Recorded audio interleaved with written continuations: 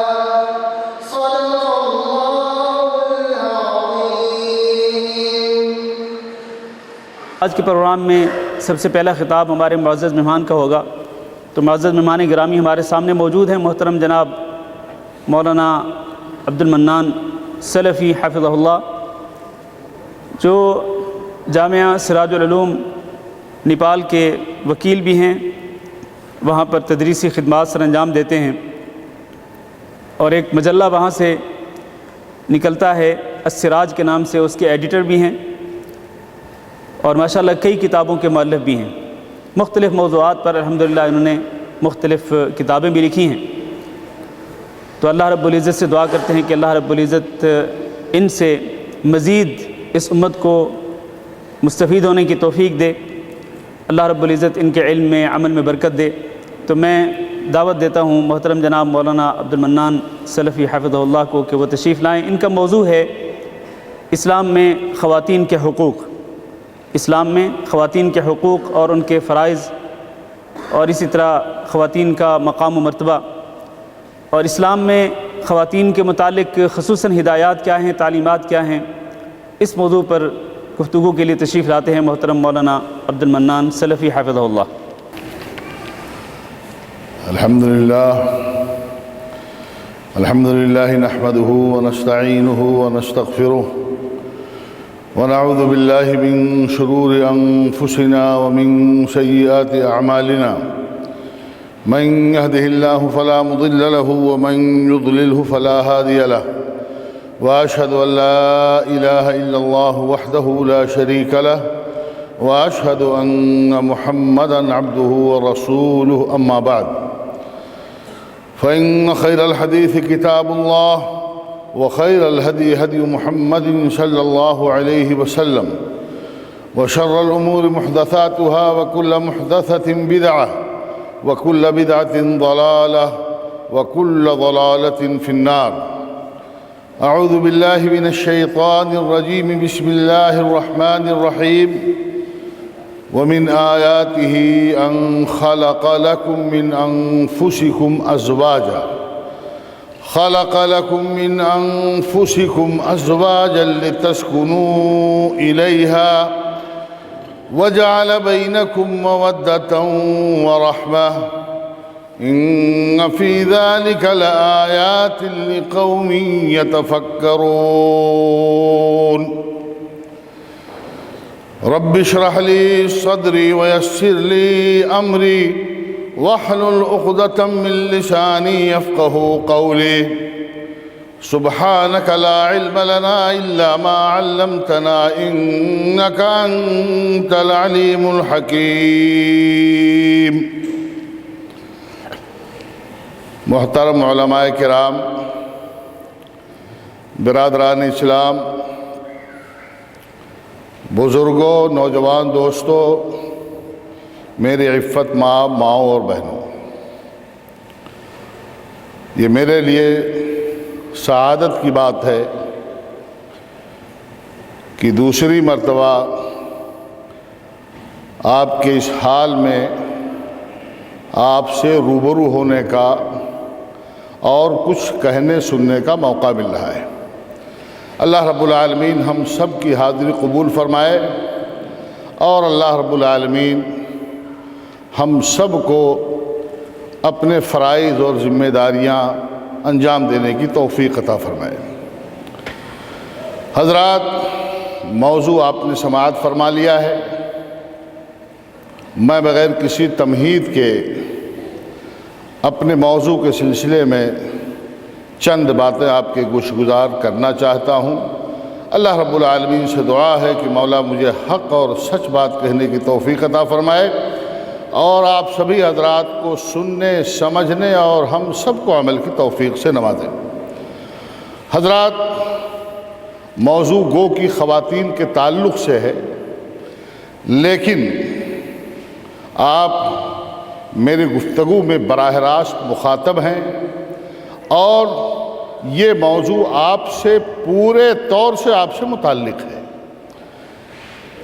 اللہ رب العالمین نے قرآن کریم کے اندر اپنی بہت ساری نشانیوں کا ذکر فرمایا ہے۔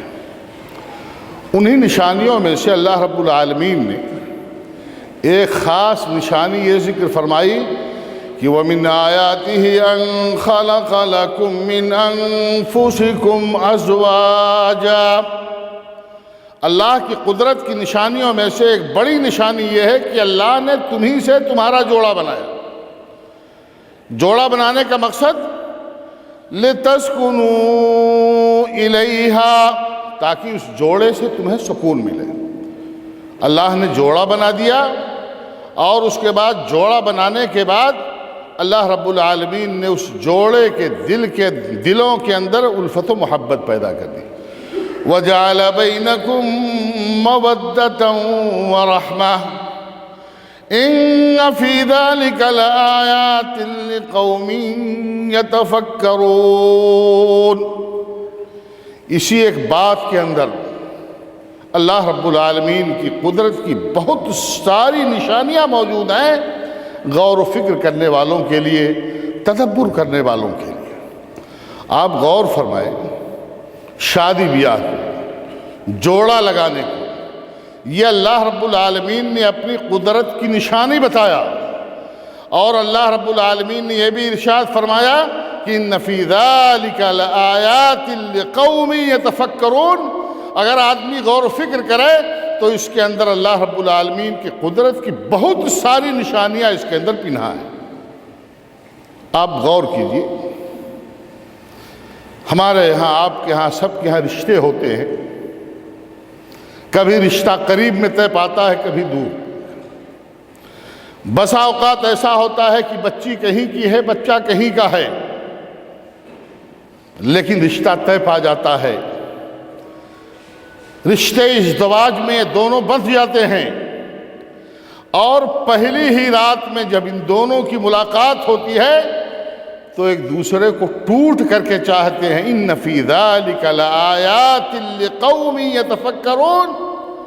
اللہ رب العالمین نے اس جوڑے کے دلوں کے اندر، میاں کے اندر، بیوی کے اندر، اللہ رب العالمین نے جو الفت و محبت پیدا کی، اللہ رب العالمین کی قدرت کی نشانی۔ پہلے سے کوئی تعارف نہیں تھا، کوئی ملاقات نہیں تھی، کسی سے کوئی بات چیت نہیں ہوئی تھی، موبائل فون پر بھی گفتگو نہیں ہوئی تھی، لیکن جب یہی رشتہ طے پا گیا اور یہ دونوں رشتے ازدواج میں بندھ گئے تو اللہ رب العالمین اپنی رحمت سے ان کے دلوں کے اندر الفت و محبت پیدا فرما دیتا ہے۔ یہ اللہ رب العالمین کی قدرت کی میرے بھائیوں بڑی نشانی ہے۔ اللہ رب العالمین نے شادی بیاہ کو، اولاد کو، پوتے اور نواسوں کو اللہ رب العالمین نے اپنی نعمت قرار دیا۔ اللہ رب العالمین نے فرمایا وَاللَّهُ جَعَلَ لَكُم مِّنْ أَنفُسِكُمْ أَزْوَاجًا وَجَعَلَ لَكُم مِّنْ أَزْوَاجِكُمْ بَنِينَ وَحَفَدَةً وَرَزَقَكُم مِّنَ الطَّيِّبَاتِ أَفَبِالْبَاطِلِ يُؤْمِنُونَ وَبِنِعْمَةِ اللَّهِ هُمْ يَكْفُرُونَ۔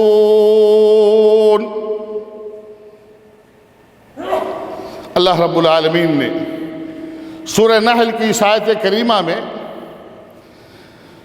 اپنی 3 نعمتوں کا بطور خاص ذکر فرمایا ہے۔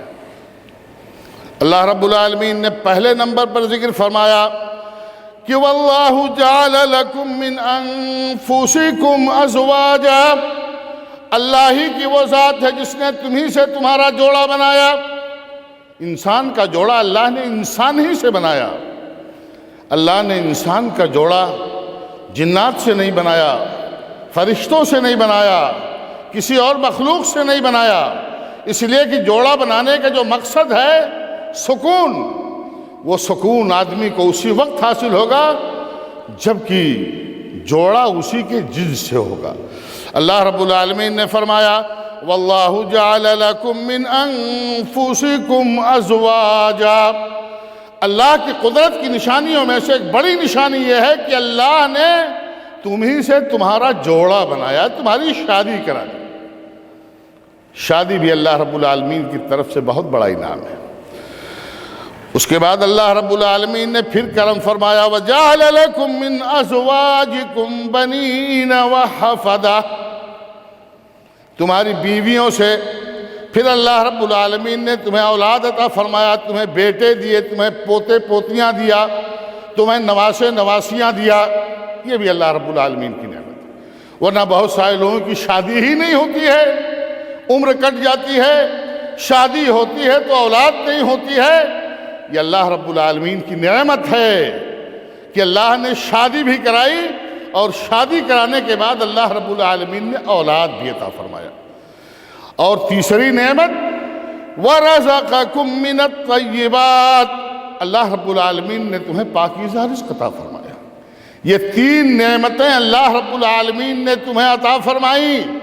تمہاری شادی کرا دی، تمہارا جوڑا لگا دیا، تمہیں اولاد عطا فرمائے، نواسوں سے نواسیوں سے پوتے اور پوتیوں سے اللہ رب العالمین نے تمہیں بہراور فرما دیا، اور اللہ رب العالمین نے اپنی پاکیزہ روزی بھی تمہیں عطا فرمائی۔ لیکن یہ انسان اتنا ناشکرا ہے اور اس کی عقل پر پٹی بندھی ہوئی ہے کہ یہ ساری نعمتیں دینے والی ذات اللہ کی ہے۔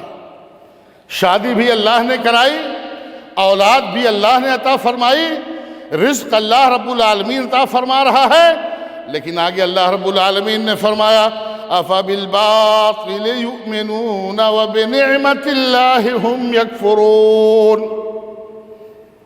شادی نہیں ہو رہی ہے، اس دربار میں اس دربار میں، اس درگاہ پر اس درگاہ پر، اس مزار پر اس مزار پر لوگ جاتے ہیں، اور پھر جب اللہ شادی کرا دیتا ہے تو اللہ کا نام کوئی نہیں لیتا۔ وہ فلاں بابا کے فلاں درگاہ پہ چادر چڑھائی تھی، وہاں منت مانی تھی، وہاں نذر چڑھا دیا تھا، اور بابا نے ہماری شادی کرا دی۔ اولاد اللہ عطا فرماتا ہے، بیٹا بیٹی اللہ عطا فرماتا ہے، یہ اللہ رب العالمین کی حکمت ہے، اس کی قدرت ہے۔ اللہ جس کو چاہتا ہے بیٹا بھی دیتا ہے، بیٹی بھی دیتا ہے، جس کو چاہتا ہے بیٹے ہی بیٹے دیتا ہے، جس کو چاہتا ہے بیٹیاں ہی بیٹیاں دیتا ہے، اور اللہ جس کو چاہتا ہے شادی کے باوجود اللہ رب العالمین اس کی گود کو ہری نہیں کرتا ہے، بیٹا سے بھی محروم رکھتا ہے، بیٹی سے بھی محروم رکھتا ہے۔ لیکن مسلمان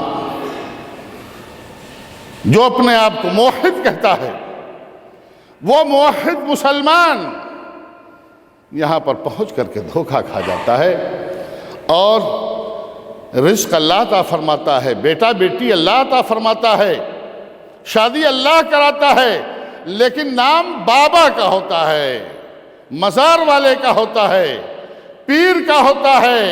اللہ رب العالمین نے اسی چیز کو بیان فرمایا کہ أَفَبِالْبَاطِلِ يُؤْمِنُونَ، باطل پر تو لوگوں کو یقین ہے کہ بابا نے دیا ہے یہ ساری نعمتیں، وَبِنِعْمَةِ اللَّهِ هُمْ يَكْفُرُونَ، اور اللہ کی نعمت کا انکار کر رہے ہیں، ناشکری کر رہے ہیں۔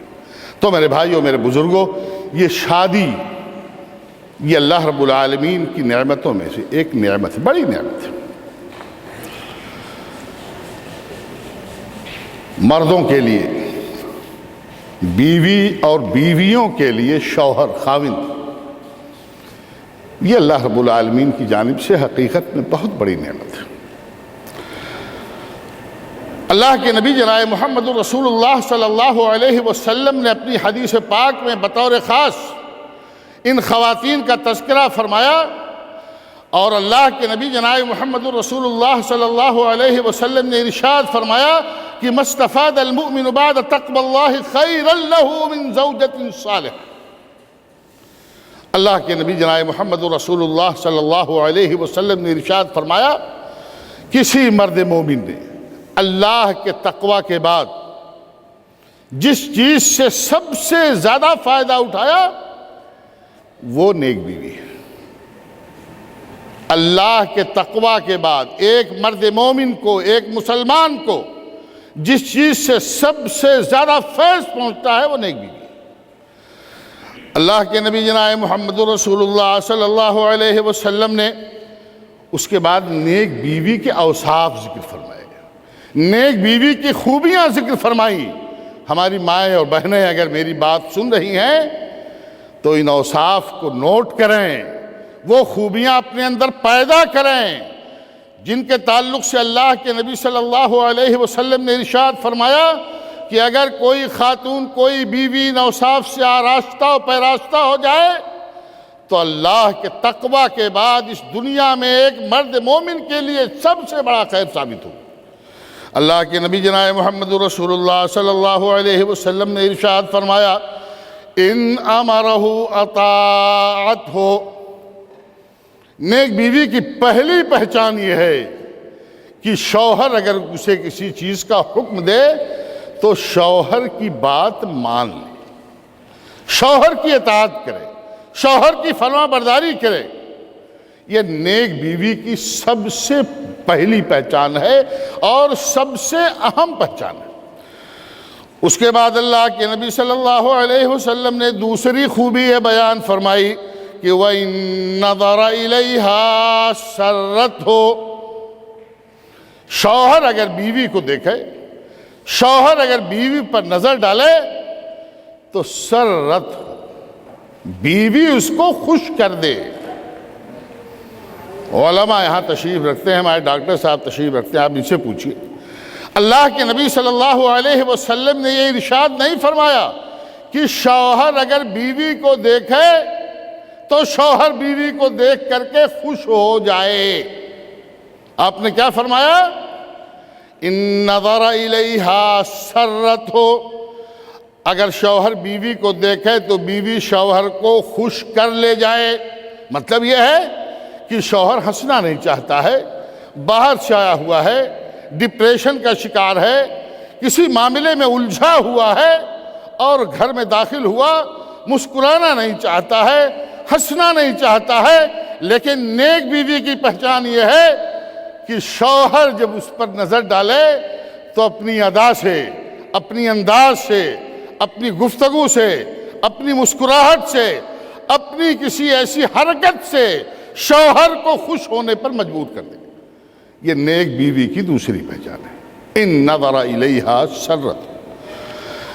تیسری خوبی اللہ کے نبی جناب محمد رسول اللہ صلی اللہ علیہ وسلم نے یہ بیان فرمائی وَإِنْ أَقْسَمَ عَلَيْهَا أَبَرَّتْ، شوہر نے بیوی کو قسم دلا دیا ہے، قسم بیوی نے خود نہیں کھائی ہے، قسم شوہر نے دلائی ہے۔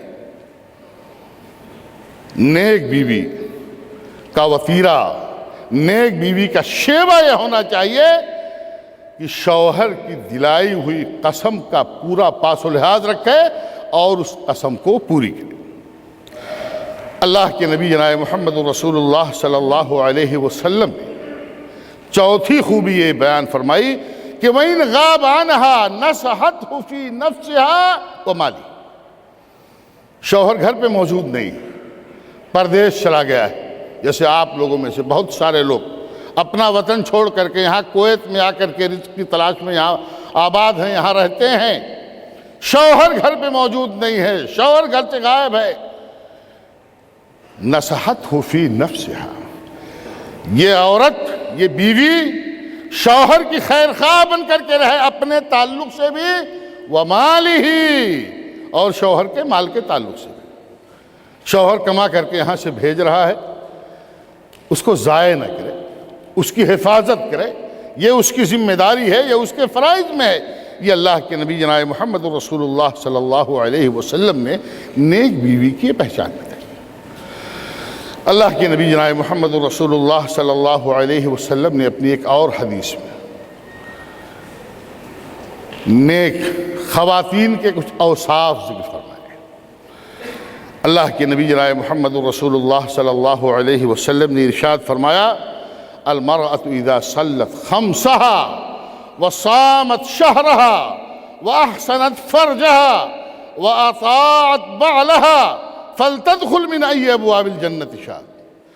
اللہ کے نبی صلی اللہ علیہ وسلم نے ارشاد فرمایا کوئی بھی خاتون، چاہے وہ ہماری ماں ہو، چاہے وہ ہماری بہن ہو، چاہے وہ ہماری بہو ہو، چاہے وہ ہماری بیٹی ہو، چاہے وہ ہماری بیوی ہو، المرأة اذا صلت خمسها، عورت اگر 5 وقتہ نمازی بن جائے، وصامت شہرها، اور رمضان کے مہینے کے روزے کا اہتمام کر لے، کوئی بہت بڑا کام نہیں ہے۔ وَأَحْسَنَتْ فَرْجَهَا، اور اپنی عزت و آبرو کی حفاظت کر لے جائے۔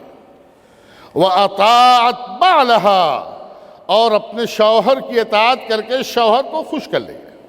4 کام ہیں، 4 خوبیاں ہیں۔ اگر یہ خوبیاں کوئی خاتون اپنے اندر پیدا کر لے، اللہ کے حقوق میں سے 2 اہم حق وہ ادا کر لے، نماز اور روزے کی پابندی کر لے جائے، اور اپنی عزت و آبرو کی حفاظت کر لے جائے، شوہر کی اطاعت کر لے جائے، اللہ کے نبی جناب محمد رسول اللہ صلی اللہ علیہ وسلم نے ایسی عورت کو بشارت دی ہے، فَلْتَدْخُلْ مِنْ أَيِّ أَبْوَابِ الْجَنَّةِ شَاءَتْ، جنت کے 8 دروازوں میں سے جس دروازے سے چاہے وہ جنت کے اندر چلی جائے۔ شوہر کی اطاعت کا بار بار تاکیدی حکم اللہ کے نبی جناب محمد رسول اللہ صلی اللہ علیہ وسلم نے دیا ہے۔ اللہ کے نبی صلی اللہ علیہ وسلم نے بیوی پر شوہر کے حقوق بیان فرماتے ہوئے یہاں تک ذکر فرمایا کہ لو كنت آمر احدا ان يسجد لاحد لامرت المرأة ان تسجد لزوجها۔ اللہ کے نبی جناب محمد رسول اللہ صلی اللہ علیہ وسلم نے فرمایا کہ اگر میں کسی انسان کے سجدہ کرنے کی اجازت دیتا، اس کو سجدہ کرنے کا حکم دیتا، لَأَمَرْتُ الْمَرْأَةَ أَن تَسْجُدَ لِزَوْجِهَا، تو میں عورت کو حکم دیتا کہ وہ اپنے خاوندوں کو، اپنے شوہروں کو سجدہ کرے، اس لیے کہ شوہروں کا بڑا حق ہے ان کے اوپر۔ یہ اللہ کے نبی جناب محمد رسول اللہ صلی اللہ علیہ وسلم نے وضاحت فرمائی۔ اللہ کے نبی جناب محمد رسول اللہ صلی اللہ علیہ وسلم نے اپنی ایک حدیث پاک میں ارشاد فرمایا، شوہر اپنی ضرورت کے لیے اپنی بیوی کو جب بھی آواز دے، بیوی جس حال میں بھی رہے، شوہر کی آواز پر اس کو لبیک کہنا چاہیے۔ اللہ کے نبی جناب محمد رسول اللہ صلی اللہ علیہ وسلم نے یہاں تک ارشاد فرمایا، وَلَوْ كَانَتْ عَلَى التَّنُّورِ، وہ تنور پر بیٹھ کر کے روٹی ہی کیوں نہ پکا رہی ہو، اور تنور خوب گرم ہو، روٹیاں نکل رہی ہوں، اور تنور چھوڑنے سے تنور کے ٹھنڈا ہو جانے کا اندیشہ ہو، پھر دوبارہ محنت کرنی پڑے گی، پھر اس میں ایندھن ڈالنا پڑے گا، لیکن اللہ کے نبی صلی اللہ علیہ وسلم نے ارشاد فرمایا کہ چاہے وہ تنور ہی پر کیوں نہ ہو، وہ چھوڑ کر کے شوہر کی آواز پر لبیک کہے، شوہر کی اطاعت کرے، شوہر کی فرما برداری کرے۔ یہ اللہ کے نبی جناب محمد رسول اللہ صلی اللہ علیہ وسلم نے ارشاد فرمایا۔ نبی کریم صلی اللہ علیہ وسلم نے ہم مردوں کو عورتوں کے حوالے سے اور خاص طور سے ان کے ساتھ حسن سلوک کرنے کے تعلق سے اللہ کے نبی صلی اللہ علیہ وسلم نے تاکیدی حکم دیا ہے۔ اللہ کے نبی جناب محمد رسول اللہ صلی اللہ علیہ وسلم نے ارشاد فرمایا، استوصوا بالنساء خیرا فإنہن خلقنا من ضلع۔ اللہ کے نبی صلی اللہ علیہ وسلم نے ارشاد فرمایا، لوگوں، خواتین کے تعلق سے، عورتوں کے تعلق سے تم میری ایک نصیحت کو سن لو اور قبول کر لو اور مان لو۔ وہ نصیحت کیا ہے؟ خیراً، ان کے ساتھ خیر کا معاملہ رکھنا، ان کے ساتھ اچھا سلوک کرنا۔ یہ اللہ کے نبی صلی اللہ علیہ وسلم نے امت کے سارے مردوں کو اس بات کا حکم دیا ہے کہ ان خواتین کے حوالے سے، ان کے ساتھ خیر خواہی کے تعلق سے میری وصیت اور نصیحت کو تم لوگ مان لو اور قبول کر لو۔ اللہ کے نبی صلی اللہ علیہ وسلم نے اپنے اس حکم کی وضاحت فرمائی اور کہا کہ میں تمہیں یہ تاکیدی حکم اس بنیاد پر دے رہا ہوں کہ ان کے اندر پیدائشی طور سے کچھ کمزوری، اور اس کمزوری کا اثر ان کے اخلاق پر بھی پڑتا ہے۔ اس اللہ کے نبی صلی اللہ علیہ وسلم نے ارشاد فرمایا، ان خواتین کے ساتھ، ان عورتوں کے ساتھ، ان آپ گینوں کے ساتھ میں خیر خواہی کی نصیحت اور وصیت اس بنیاد پر کر رہا ہوں، اس لیے کر رہا ہوں فَإِنَّهُنَّ خُلِقْنَا مِن ضِلْعٍ، ان کی تخلیق پسلی کی ہڈی سے ہوئی، اور پسلی کی ہڈی جیسا کہ ہم اور آپ جانتے ہیں ٹیڑھی ہوتی ہے، ان کے اندر بھی ٹیڑھا پن ہوتا ہے۔ جیسے ہڈی سخت ہوتی ہے، ان کے اندر کہیں کہیں سختی بھی ہوتی ہے۔ اللہ کے نبی صلی اللہ علیہ وسلم نے فرمایا کہ یہ ان کی فطرت ہے، یہ سخت رہیں گی، یہ ٹیڑھی رہیں گی۔ اللہ کے نبی صلی اللہ علیہ وسلم نے فرمایا اس لیے کہ ان کی تخلیق پسلی کی ہڈی سے ہوئی ہے اور اس کا اثر ان کے اوپر رہے گا، اس لیے ان کے ٹیڑھا پن پہ نہ جاؤ، ان کی شدت پر نہ جاؤ، ان کی سختی پر نہ جاؤ، ان کے ساتھ نباہ کرو، اچھے طور سے نباہ کرو۔ اللہ کے نبی صلی اللہ علیہ وسلم نے فرمایا وَإِنِ اسْتَمْتَعْتَ بِهَا اسْتَمْتَعْتَ بِهَا وَبِهَا عِوَجٌ۔ اللہ کے نبی صلی اللہ علیہ وسلم نے ارشاد فرمایا ان کے ٹیڑھا ہونے کے باوجود، ان کے کج ہونے کے باوجود اگر آپ ان سے فائدہ اٹھانا چاہیں گے تو آپ فائدہ اٹھا لیں گے۔ ٹیڑھی ہیں رہیں ٹیڑھی، یہ اپنی بلا سے ٹیڑھی رہیں، لیکن اگر آپ ان سے فائدہ اٹھانا چاہیں گے تو ان کے ٹیڑھا ہونے کے باوجود آپ ان سے فائدہ اٹھا لیں گے۔ اور اگر کہیں خدا نخواستہ آپ نے ہوشیاری دکھائی وَإِن ذَهَبْتَ تُقِيمُهُ كَسَرْتَهُ، اور اگر خدا نخواستہ آپ نے اس ٹیڑھی اور سخت چیز کو آپ نے سیدھا کرنے کی کوشش کی تو اس سیدھی ہونے سے رہی ٹوٹ بھلے جائیں گے۔ آپ نے ارشاد فرمایا وَكَسْرُهَا طَلَاقُهَا، پھر آپ کوئی عورت اپنے پاس نہیں رکھ سکتے، اس لیے کہ ہر عورت کے اندر یہ کمی ہو، اس لیے کہ اس کی تخلیق ہی یہیں سے ہوئی ہے۔ یہ اللہ کے نبی جناب محمد رسول اللہ صلی اللہ علیہ وسلم نے ارشاد فرمایا، ان کے ساتھ اچھے طور سے گزارا کرنے کا حکم دیا وَعَاشِرُوهُنَّ بِالْمَعْرُوفِ۔ اسی طریقے سے اللہ کے نبی جناب محمد رسول اللہ صلی اللہ علیہ وسلم ہمیں اور آپ کو اس بات کا حکم دیا، اپنے صحابہ کرام رضی اللہ تعالی عنہم اجمعین کو حکم دیا کہ لا تضربوا اماء اللہ، اللہ کی ان بندیوں کو مت مارو، ان پر ہاتھ نہ اٹھاؤ، ان کی پٹائی نہ کرو، یہ ہمارے مذہب اسلام نے ان کو حق دیا ہے، ورنہ دوسروں کے ہاں یہ قتل کی جاتی تھی۔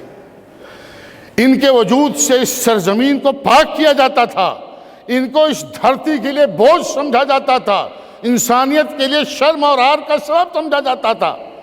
ہمارے مذہب اسلام نے، ہمارے نبی جناب محمد رسول اللہ صلی اللہ علیہ وسلم نے ان کو حق دیا اور تاکیدی حکم دیا کہ لا تضربوا اماء اللہ، اللہ کی ان بندیوں کو، اللہ کی ان باندیوں کو مت مارو، ان پر ہاتھ نہ اٹھاؤ۔ اللہ کے نبی جناب محمد رسول اللہ صلی اللہ علیہ وسلم کا فرمان صحابہ کے سامنے آیا۔ صحابہ ہم جیسے لوگ نہیں تھے، ہم تو بہت ساری چیزیں سنتے ہیں، ایک کان سے سنتے ہیں دوسرے سے نکال دیتے۔ صحابہ اللہ کے نبی صلی اللہ علیہ وسلم کا جو فرمان سنتے تھے اس پر پورے طریقے سے عمل پیرا ہوتے تھے۔ صحابہ کرام رضی اللہ تعالی عنہم اجمعین کے ہاتھ اپنی اپنی جگہ پر رک گئے، عورتوں کو مارنا پیٹنا بند کر دیا گیا، لا تضربوا اماء اللہ۔ لیکن یہ جیسا کہ بتایا حدیث کے اندر اللہ کے نبی صلی اللہ علیہ وسلم نے اشارہ فرمایا کہ ٹیڑھی ہوتی ہے، سخت ہوتی ہے، پٹائی بند ہوئی تو یہ سر چڑھی ہو گئی، یہ ڈھیٹ ہو گئی، گھاگ ہو گئی۔ حضرت عمر بن خطاب رضی اللہ تعالی عنہ اللہ کے رسول صلی اللہ علیہ وسلم کی خدمت میں تشریف لائے اور کہا زئرنا النساء یا رسول اللہ، اے اللہ کے رسول صلی اللہ علیہ وسلم، یہ خواتین ہمارے گھر کی عورتیں تو شیر بن کر کے دھاڑ رہی ہیں، مردوں کو خاطر ہی بھی نہیں لاتی۔ پھر اللہ کے نبی صلی اللہ علیہ وسلم نے حضرت عمر بن خطاب رضی اللہ تعالی عنہ کی یہ بات سن کر کے صحابہ کرام کو تنبیہ کے طور پر اپنے گھر کی خواتین کو مارنے کا حکم دے دیا۔ مارنے کی اجازت دی، حکم نہیں دیا، مارنے کی اجازت دی۔ فرخص لہم، اللہ کے رسول صلی اللہ علیہ وسلم نے لوگوں کو رخصت دے دی، اجازت دے دی کہ اگر ضرورت پڑے تو تنبیہ کے طور پر ایک ہاتھ لگا دو۔ یہ کچھ دنوں تک جو معاملہ بند تھا مار پیٹ کا، یہ صحابہ کو جیسے ہی اس کی اجازت ملی وہ ساری کسر انہوں نے نکال لی، اور ان عورتوں کی خوب پٹائی ان کے گھروں میں ہوئی۔